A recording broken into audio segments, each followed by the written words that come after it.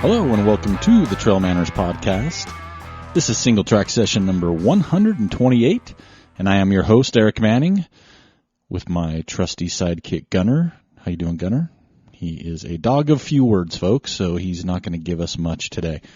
Anyway, let's jump into it. Not a lot to talk about today, just a few things and some interesting Ask TrailManners stuff, and that might take up a little bit of the show, but we'll just jump right into it. Not going to cover a whole lot of races that were just happening. So we're just going to kind of jump into things.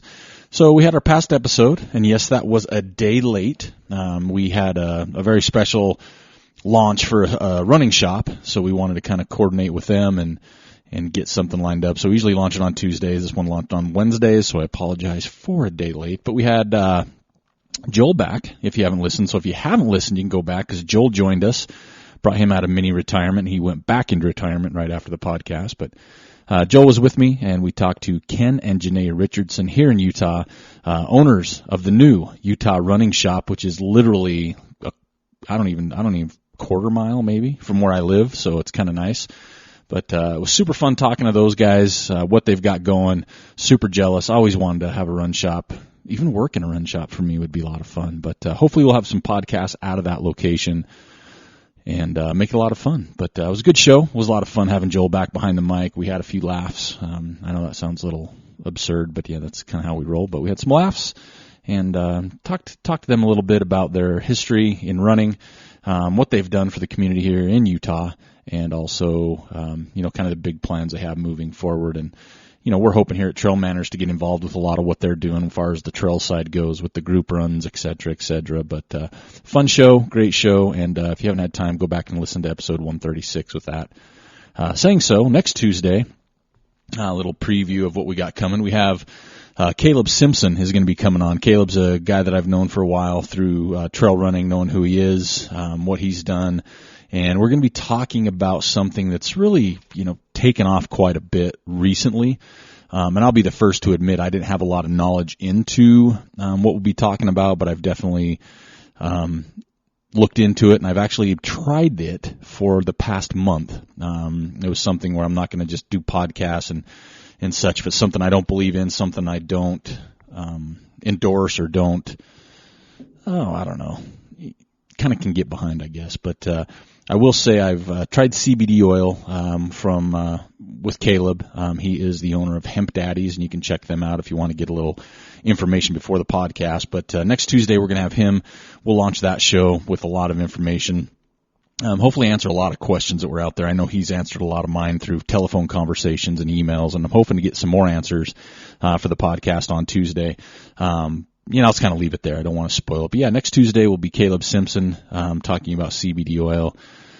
Should be fun. And I should start off with bringing back kind of the beer of the week, right? So last week, as you remember, I came to an old trusty one that I had, and I only had one person kind of to chime in, and that was Brandon Root.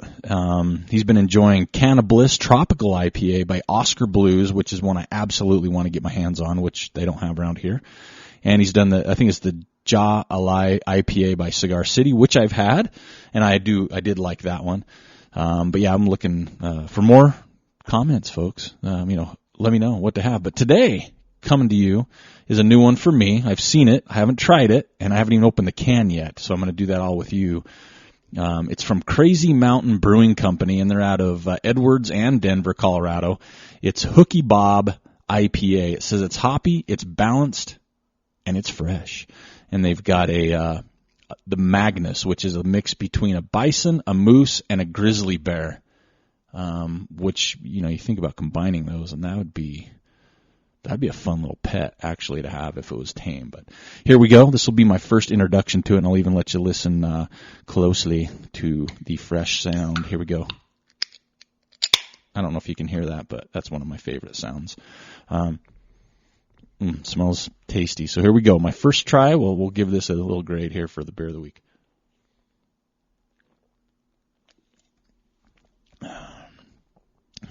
It's good IPA, folks. It's hoppy, it's balanced, and it is fresh, so they nailed that. It's got a good hops flavor. This one is 6.7 87 IBUs. God, I could drink this one. This is a good one. This will be gone before the end of the show. Right now, after just 2 sips, it doesn't crack my top 5, but it's a good beer. This is a good drinking beer. It hasn't cracked my top 5 yet, and I'll probably put that list out for everybody, but I'm always taking recommendations. I think the more that are out there, it's really hard. You have to have, I don't know. Ooh, that's got a really good aftertaste, though. That kind of hangs out in your mouth a little bit. I'm digging it. Anyway, that's the beer of the week, folks. The Hookiebobb IPA from Crazy Mountain Brewing Company. I love the logo. I love the Magnus, which is the bison, moose, grizzly bear is what it is. And their UPC code's pretty cool. It's got the lines, but it also has trees on top, so it looks more decorative than just a normal barcode. So anyway, that's the beer of the week.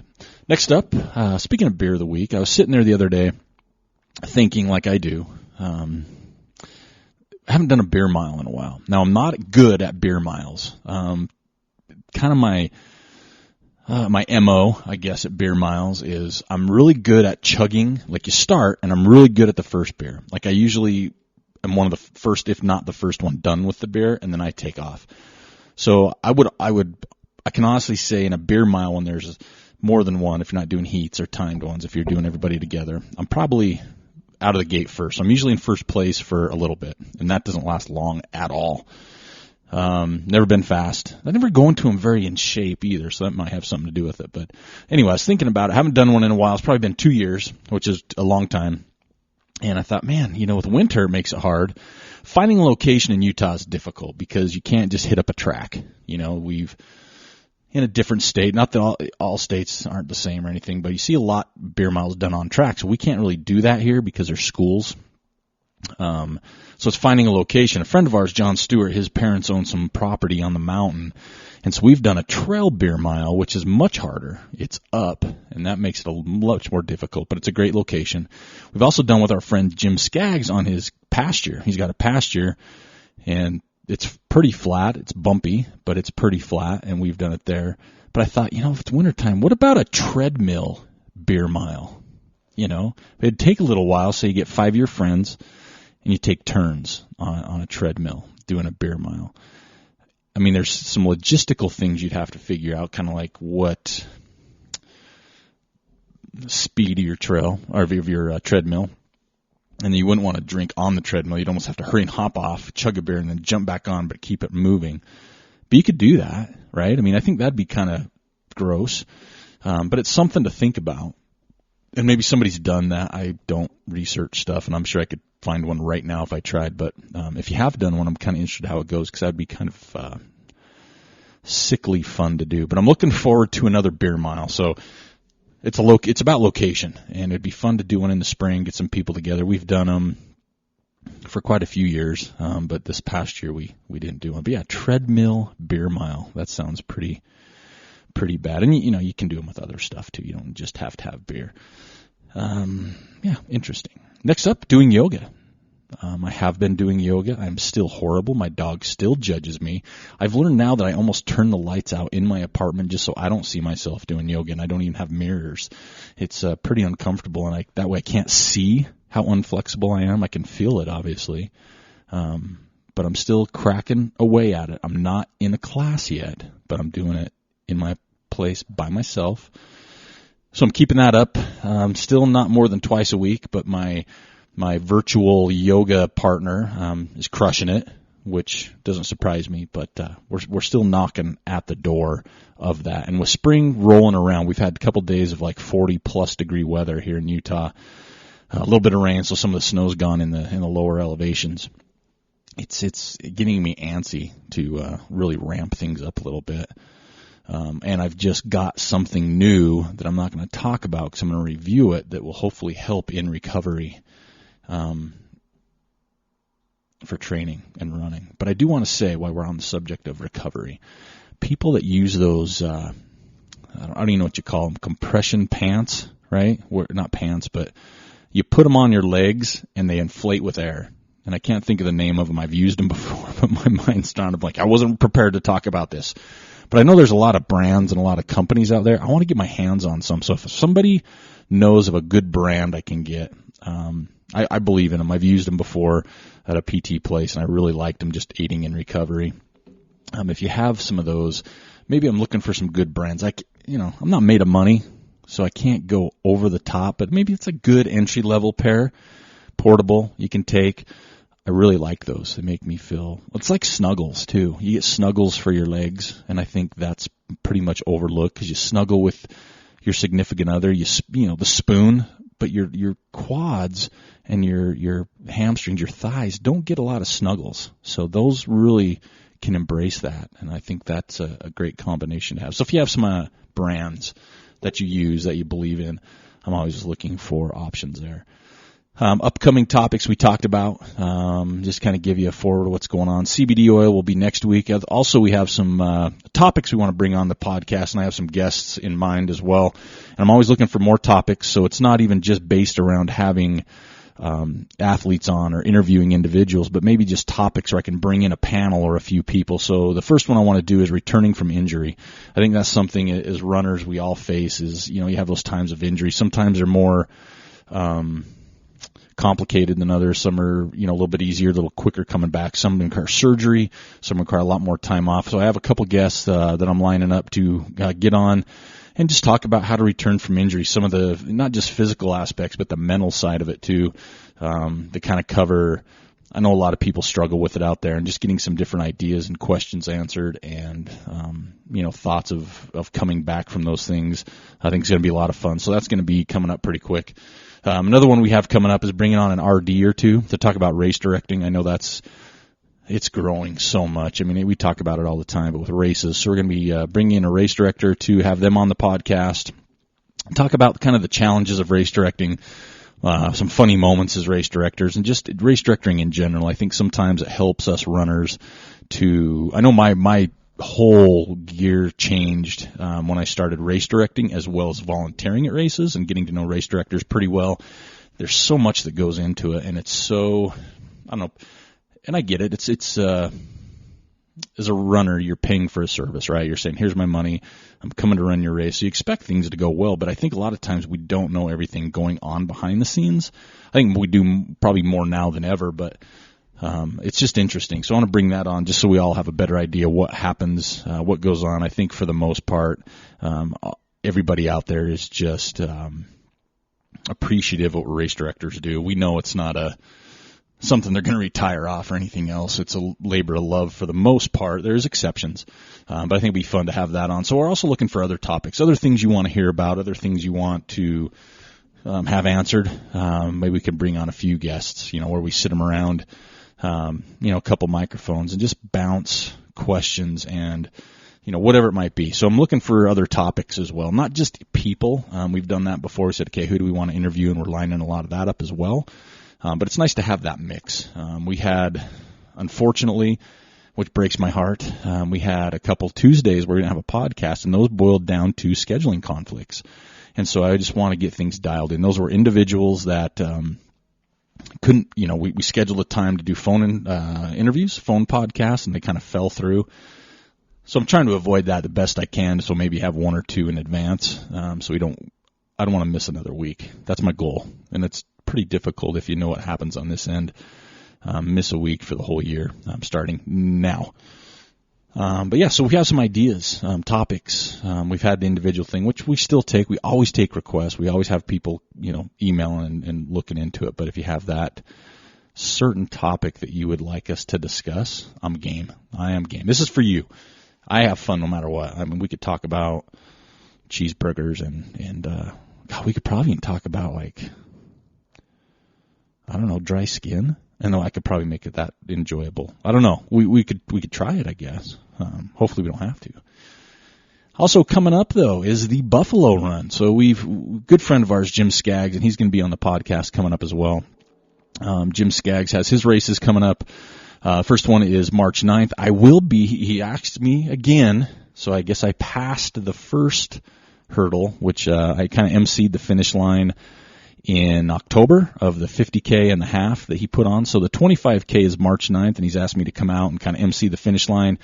with the runners coming through. I had a great time doing that. I thought it added a little fun to the race itself when people knew who were coming across, and just kind of give, I don't know, it's kind of fun sometimes when you're crossing the finish line and people say, from so-and-so, number Blutton, name is Hoopy Doop, whatever. So I'm going to be doing that again, and probably on the 23rd for the 100-mile, the 50-mile, and the 50K. So thanks, Jim, for that opportunity. That's a lot of fun. It's long days, and it is work, folks.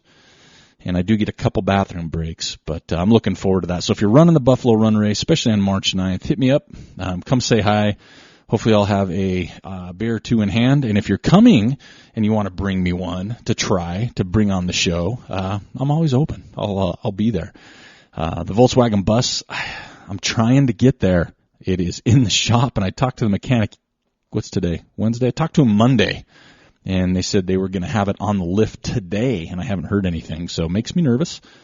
But it would be dreamy, like dreamy, if I could have the bus there on March 9th, which, folks, and you'll hear it next week, March 9th is my daughter's birthday.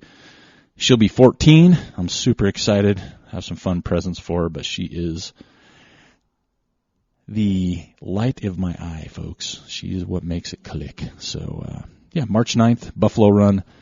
I'll be emceeing the finish line. And even if you're running and you want me to say something about you as you cross, just message me, and I will add that. So if you want me to add something to your finish time, whatever your name, whatever you want me to say, I would say it, as long as it was, in good taste. I think that would be fun. Let people have their own finish line, sentence, fact, thought, mantra, whatever they want. So if you are running that race and you want me to do that, I will do that for free if you message me, manners@trailmanners.com. I'll add it to my spreadsheet because I'm a spreadsheet geek. What else we got? So like I said, there was some races last weekend. I think we're going to skip it as far as covering races. And I think the next one coming up that's pretty big is this weekend is Way Too Cool 50K. Super iconic race. Been around for a long time. Fast race, big race. A lot of heavy hitters hit this race, fast runners, a lot from the roadside as well. That's coming up. And also the ComSet 50K in New York. It's the only USATF 50K road national championship. It's 10 5K loops. Not my jam, but again, another big race coming up. So I think that's all we'll kind of cover for that. We don't want this show to be too long. Plus we have some interesting topic. I'm going to try my best. That's why I didn't start drinking beer yet. Try my best to keep it where it needs to stay. And you'll get it when I get there. So anyway, we're still looking for a few things from you out there. We're still looking for some ideas for the new Trail Manners intro where it's just myself. We've got some new music that we haven't launched yet that we want to get some words to. So if you want to help me come up with a cool intro verbiage-wise, let me know. I'm always looking for that. Also, we've got some people slowly bringing in some articles that we want to put on our website. If you got a good little article write-up about something, right? Something trail-related. I'd love to put those up just to give people a little more resource and a little fun. That's kind of what it's all about. Or if you got a race report, happy to put up race reports on the Trail Manners website again. We'll just look them over them real quick, obviously. We're going to be doing some video reviews. I'm just waiting again on that one. Something for that. I already have products lined up, so that's going to be a lot of fun. I think a lot of it for me is, March is starting to hit.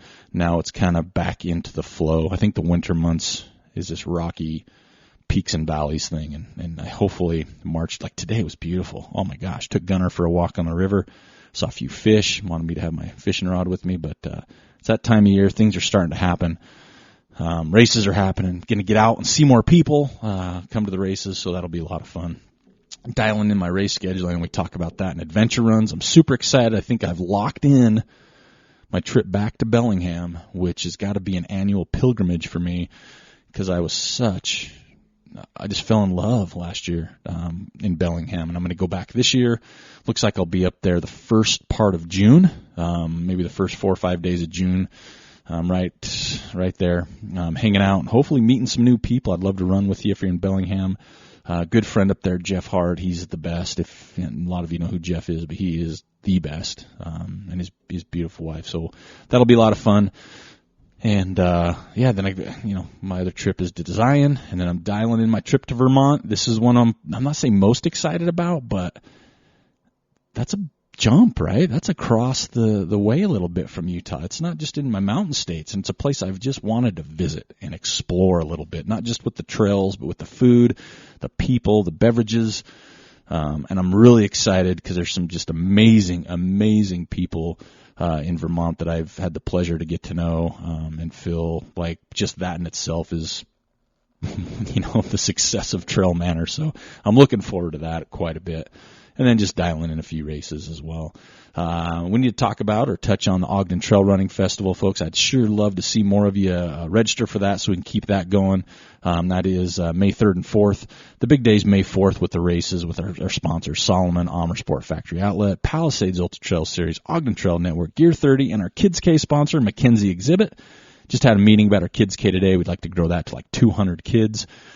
This year we might tack on a $10 fee just so we don't go in the red, and also, show a little. Last year we had 100 registered, not everybody showed up because it was free. But that's going to be a lot of fun. If you're interested in being a part of that, please let me know. Send me a message. We'd love to get you involved, whether you want to attend at the expo, want to sponsor the event, or, like I said, love to see you register and spread the word to your friends to get a good number of people out for that one. WDYFTY is back in the news.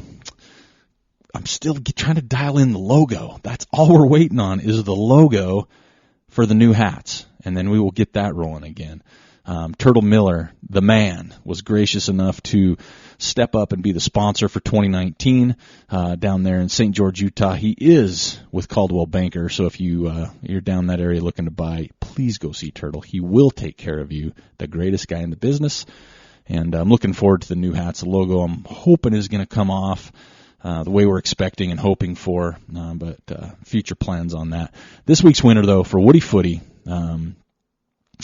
is a good one. We had a lot of good ones, as we always do. Some fun ones, too, for the people that aren't running and doing other things. But this week's, is Jeremy Haddock from Granduer Peak. Nice little sunrise, knowing when he runs, just on Granduer. Just beautiful picture. So thank you, Jeremy.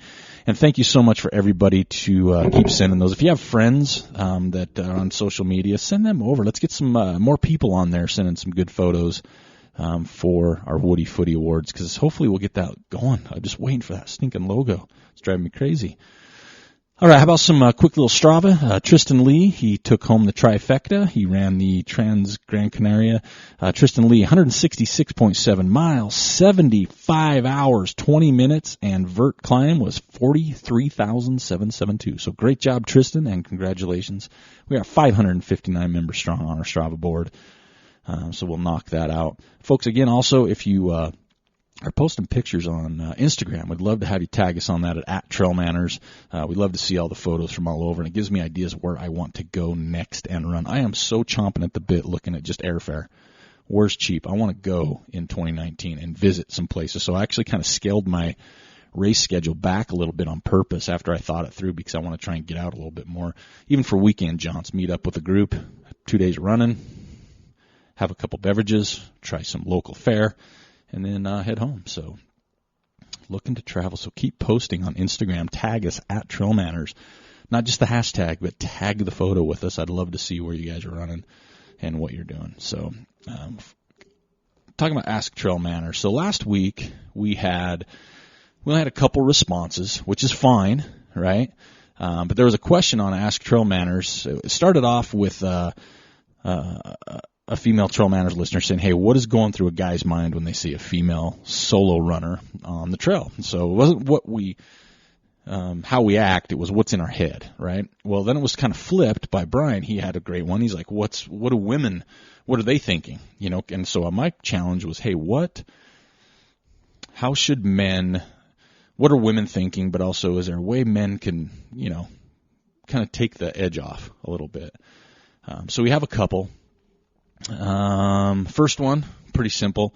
Be nice and smile. Looking angry and having your head down makes me nervous. Totally agree. And I'm probably, unfortunately, one of those ones sometimes that puts their head down. That's not because I want to attack anybody or be not sociable. It's just, that's just my style, right? Another one we have from another lady is a little bit longer, so I'm going to get into that. But I think it's pretty good, and it kind of helps. This is the only other one we got from comments. This one says, I'm a 43-year-old female of relatively small stature. I run trails alone a fair amount, and I've only had hairs on my back of my neck stand up a couple times when encountering a man on the trail. One time it turned out to be an older, sturdy-built woman with a strange hiking hat on that covered part of her face. So I guess it's only one, right, that stood up on the back of your head. So she said, I'll start off with what I do, feel safe. So this is what she does to feel safe. Carries pepper spray. Typically keep it in the front pouch of my hydration vest, but if I'm on a lesser traveled trail, I keep it in my hand. If I use earphones, I only have one in. Well, personally, I only have one in when I run two. That's just, I don't know. I don't like having two. I just seem too out there, too unplugged, I guess. She said, I listen to audiobooks or podcasts because they allow me to hear all the sounds around me. I can hear as well with this setup as I can if I'm running with someone and visiting with them. I stay aware of my surroundings, including looking behind me every so often. I do that all the time myself. I'm always looking around and checking behind me because I'm slow anyway. I'm like, someone's got to be catching me from somewhere. She also says, if we're running the same direction, I'll alter my pace so I either pass them or they can pass me so I don't feel like someone is following behind me. When I encounter men on the trail, these are things I appreciate / makes me feel more secure. And this is kind of what I was personally looking for as well. Eye contact, so important. Now I know that. That's going to help me out, so thank you. Smile. We're all on there enjoying trails. Show it with an exclamation. And I definitely try to, but sometimes I'm hurting, I guess. But I guess I fake it, just like hitting an aid station in a race. I'm always like, hey, I feel great. And they're like, you don't look so good. But I think that's a good one. Smile, enjoy it, show it. And I think that's what the other person mentioned. Smile. Looking angry with your head down makes them nervous. Say hello, and which I generally do. Morning, hello, how are you? Whatever. Nice compression socks, cool shoelaces. I really get after it. I notice the little things.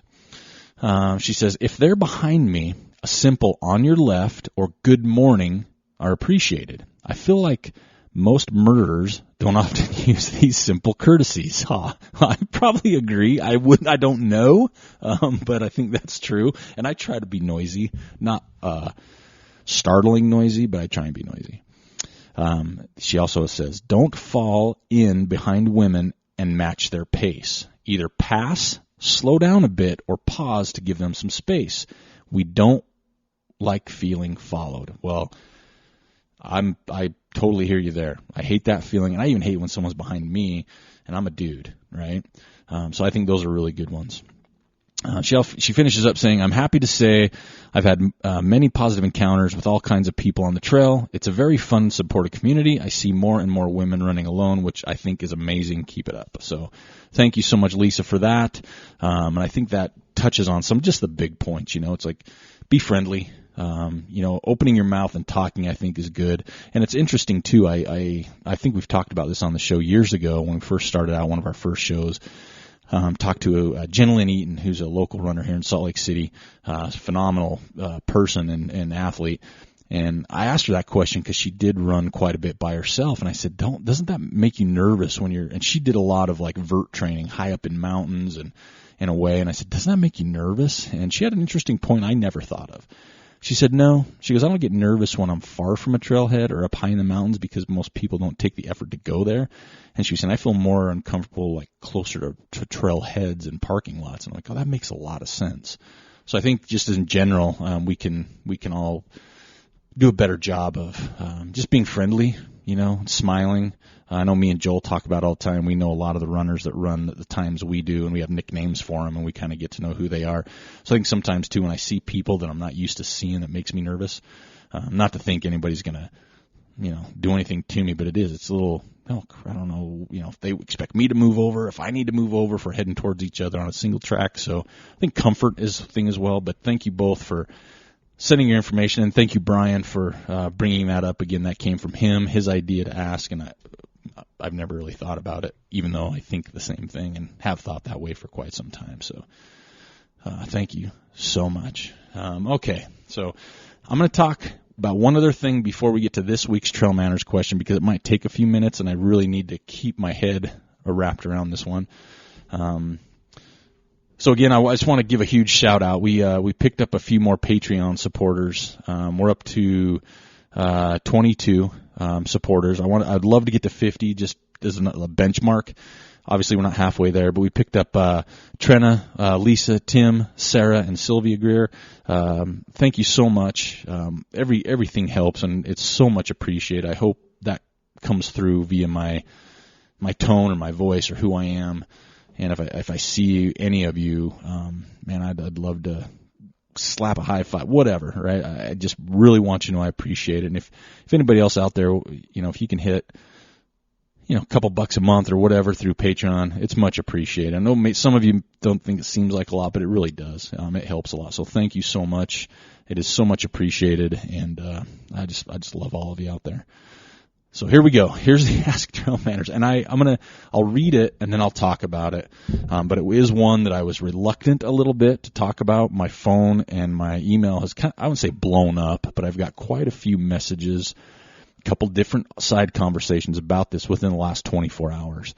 And I think some of it depends on the mood I'm in, but a lot of it is so difficult for me to put into words without, I don't know, coming across one way or another. Like I do have a side. Is that, if that's the way you can put an opinion? Let's just say it that. It's an opinion. Everybody's got them, right? And I don't think they're wrong. But I'm going to read this question, and then you'll see where I'm at. So here we go. Hold on. Let me take one more sip of this IPA. Okay. Whew. That helps a lot. It says, here starts off. First, love the podcast and want you to understand I won't be offended if this doesn't make the podcast. That made me nervous, folks, when I read that. It says, but there has been a lot of talk the last couple days about trail running and inclusion, and that's in quotations, broken down on many forums on Facebook from ideas from race and wealth or lack thereof, as well as gender, of course. Plus a lot of generalization. Not looking to spark an issue or debate, but curious on your thoughts. You have been around the trail running scene for a while, and as an RD, I am not calling you old, which I appreciate you putting that in there because that made me nervous too. Also, it seems like the TrailManners listeners and forums are good at staying quote unquote under control with comments, so maybe this is a good place for it. Anyway, keep it up. Always love the show. Would prefer to stay anonymous. So, all right. If you're not on social media, you probably have no idea what we're talking about. I was brought to my attention. I brought it to attention of a couple people. I was kind of interested on their thought on it. But essentially what's been going on through social media the last couple days, and it's been going on for a while, especially in the race director scene. You hear a lot about it, with friends and being a part of that. But there's been a lot, to me, generalization, and there are some articles and some things posted. I'm not going to go down this rabbit hole. I want to keep it, on the level. Again, I don't want to spark a debate. I'm not into politics. I'm not into whatever. Everybody can have an opinion. I just hate when people literally troll or bash other opinions to the degree it doesn't need to happen, and that's partly why I don't like social media. I think people hide behind it too much, but what's been going around is, I'll try and paraphrase, and someone will correct me. I'm sure that's just the way it goes. And I usually don't talk about this type of stuff because I don't know. But I think I'm not going to shy away from Ask TrailManners, and I think it's interesting. So it talks about inclusion in trail running. A little, I won't say article, but it was kind of a blog post, if you will. And there's some subsequent things follow. It talked about just inclusion in trail running, like making it more inclusive to other classes, money-wise, like people that aren't just rich, by talking about how much races cost. Just trying to be more inclusive as races. Kind of a challenge almost to race directors saying, hey, how you need to make it more inclusive. And we're not talking just about gender, which we've talked about on the show many times. And again, I have 2 daughters, so don't get me started on that.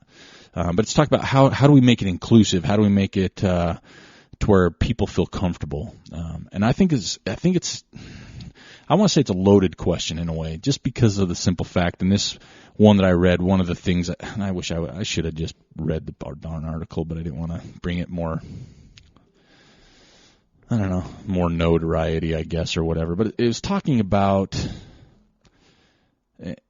I'm gonna wing it, but it talked about white and having like almost disposable income, and that's what racing's about. You don't see a lot of minorities, or it's not all inclusive. There's an age thing involved as well. Like, should we have longer cutoffs so people that may not be as fit or maybe older, right, can do that? Now, I want everybody to understand I am not categorizing anybody. And if you know me and my history, I am the furthest from any of those things.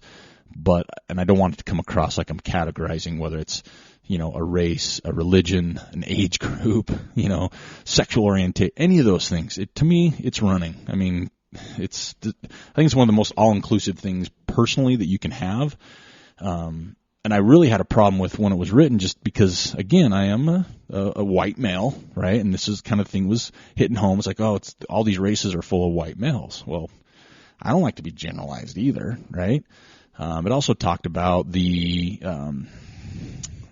your wealth, right? Or your class. Well, I don't have money, right? And I know races cost a lot, but I think at the end of the day, I don't know how far, it's the race director's responsibility to go over the top, making everybody we're all inclusive. I've never seen a race that says, hey, we don't include people, right? Or a certain X, Y, or Z. Is there some out there? There probably is, right? I mean, we live in that type of society.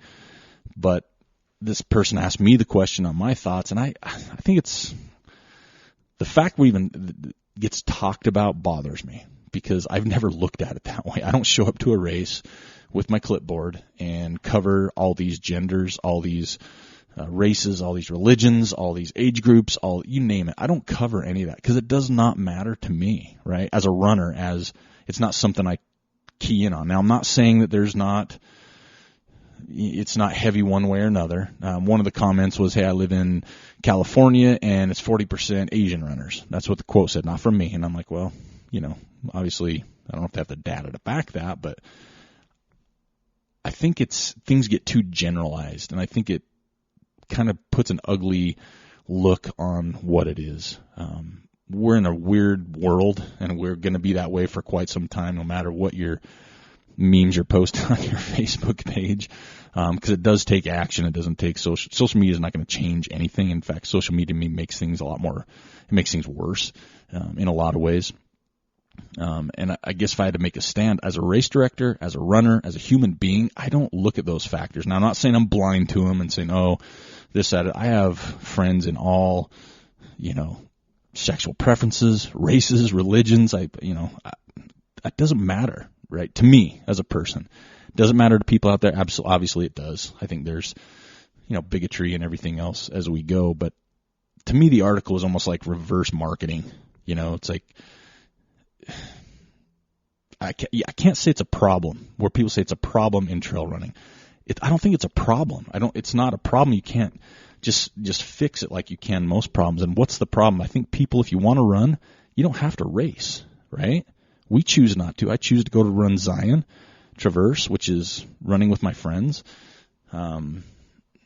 So it's kind of like you can, or it's like eating vegan or eating meat. You don't have to do either one. It's your choice. It doesn't make one thing right or wrong or fun or anything else. And I think it's the same with running. If you want to run, why are you running? Are you running to race? Are you running to get a t-shirt, a belt buckle? Are you just wanting to run to enjoy the essence of running in the mountains or the road or wherever you want to run and the people you want to run with? Okay. I put on races as an RD, and someone asked me that question. They says, how do you market to ethnics? And I'm like, I don't. And I don't know how to even approach that because I don't think that way. I market to people, and that's the best I can do. I think almost to a point, if I was marketing to a certain race, religion, sexual orientation, I think then I'm kind of being the opposite. I'm kind of being reversed in that direction. So I'm not cold to the fact I know there's bad things going on out there, but I think as trail running goes, I don't know of any race directors that would be excluding anybody unless you're a cheater, and I will exclude you. You know what I mean? I think people are genuinely good. I think runners are genuinely good. And I think with anything in this world, you're going to have that percentage that's not, whether it's at work, whether it's the human race, whether it's a sport, whether it's academics, whatever it is, you're going to have that percentage that are just assholes, right? Or just people that you don't want to be associated with anyway. So I just find it really difficult and I think really hard to put into words. And I think that's where social media goes wrong, is people that were commenting, you're using 2 sentences. And, people would challenge those 2 sentences and challenge those 3 sentences and challenge, the 3 paragraphs. But it's a conversation. It's not something you can put into words. And I don't think by posting it anywhere, I think to me it's just you're trying to drum up, I don't know, it's almost like a marketing ploy. That's the way I looked at it.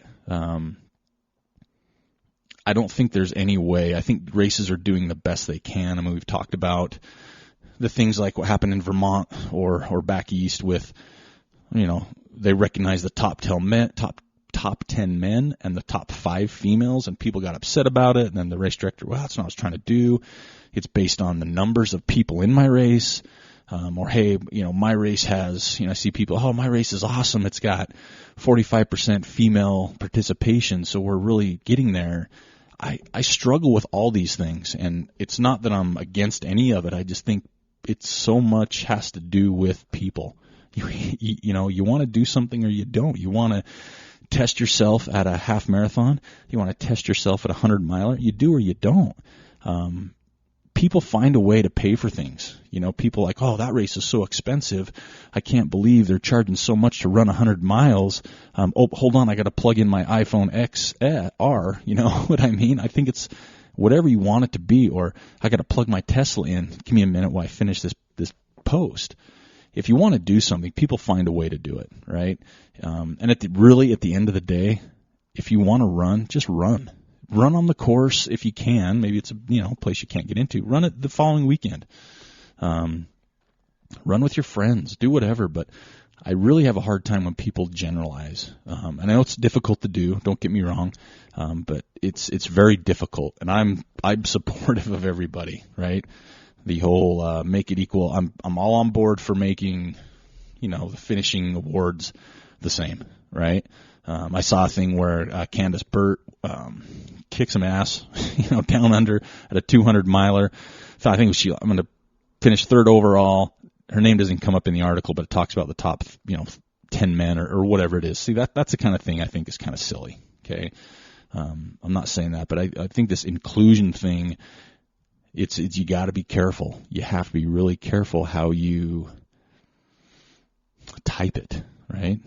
Everything can be taken out of context through emails, and it's a discussion. U.S. Trail Running Conference, I know, is coming out, and they're talking to race directors this October about the same thing, right? How do we include more people? I'm fine with that. I'm fine with wanting to include, but I don't like it when it's like we exclude people or trail running's for the, upper class white male, or that's what it's predominantly at all these races I show up to. I don't see a registration checking boxes of those things. I'm not saying there's not, but the ones I've ever seen, I've never had to check my race. I've never had to check my, my religion, my sexual preference. Yes, male, female, a lot of times because, sometimes I want a shirt. But I think we're kind of trying to piggyback on a lot of things that are going on out there. Let's keep running what it really is. And it's just running. It's fun. It's exercise. It's an enjoyment to be around people. If you want to throw races into the fact, I think that's great. I love to show up to races. I love to run races. And a lot of it is because I want to run places that I may not run at other times with people and think it's fun. I don't run to win. I never have. Probably never will, unless it's a bear mile. But let's keep running what it is. I don't think we need to get too political. I think we need to be knowledgeable. I think we need to be open-minded to things. I think there is things that need to be worked on. I'm not saying they're broken, but yes, worked on with the quality of finisher prizes or whatever. But again, we go back to the Hard Rock Lottery of how many women get into according to men. Well, we've had this conversation before too. Do you make it how do you change that? If, it's predominantly men that enter the race or the lottery, do you hold slots just for women, X amount of women for sure? I mean, again, those are things that can be worked on, but I don't think it's this blanket statement that covers everything, because you're kind of offending other people. I know some really great race directors. The most amazing people I know are through trail running, and they're good. They are good people, right? I know Jim Skaggs here locally. We talk about him all the time, but he changed his purse money to give women more because of the pay in Utah. Okay, well, there's a factual thing. Again, he's not excluding anybody. It's always been inclusive, and it was just kind of a pay thing. I don't know. I'm not going to post the link to the article. I just don't want to. And I hope those of you that read it, I think it's good to have an opinion. And if you guys don't agree with me, I understand. And that's why I don't like to talk about certain topics, because I don't like being put on the hot seat. I don't like to have to be too careful on what comes out of my mouth as a podcaster. I ramble, I go on. And again, I hope people enough know what we're about here that you would know that I don't participate in the exclusive part, excluding people.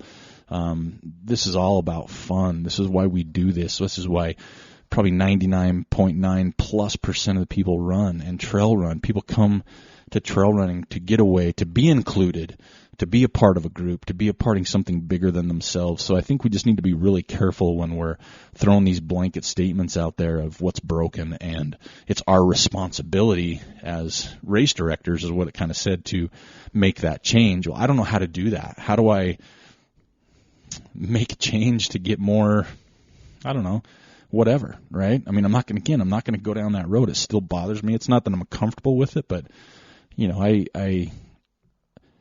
it's just a sticky topic, and the posts and the comments, I'm not going to say they were one-sided. There was definitely some opinions there, but I did read a lot of comments I think that got taken out of context because you just don't have the time to have the conversation.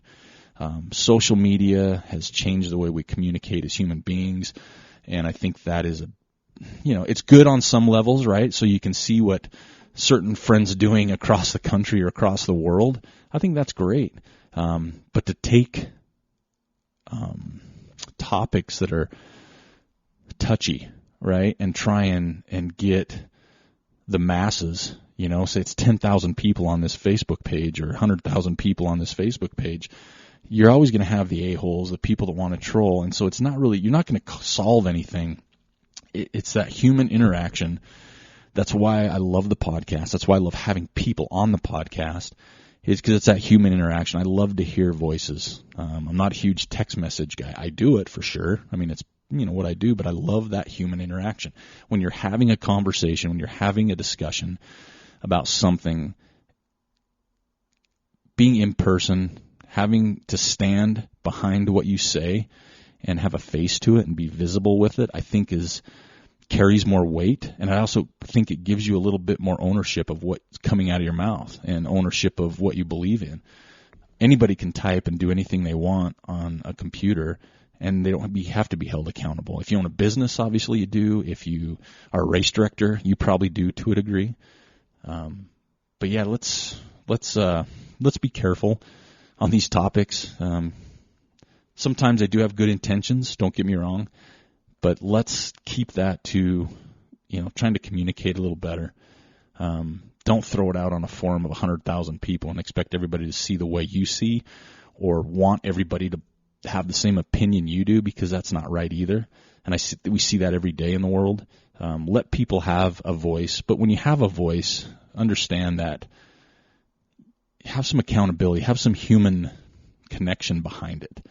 Have some heart, have some soul, have some integrity behind what you're saying, and not saying it because I'll never see that person, or I can just turn off the comments and not hear about it ever again.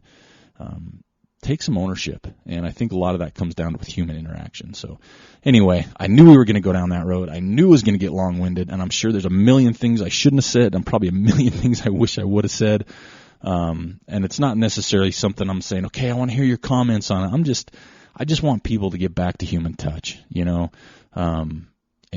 that human interaction. I love aspects of social media. Do not get me wrong, but if you go to my personal Facebook page, hardly any posts. I just don't get involved as much in it. TrailManners I do because I love it, and I love that this person that sent it in, here's their quote: "It seems like the TrailManners listeners and forums are good at staying under control with comments."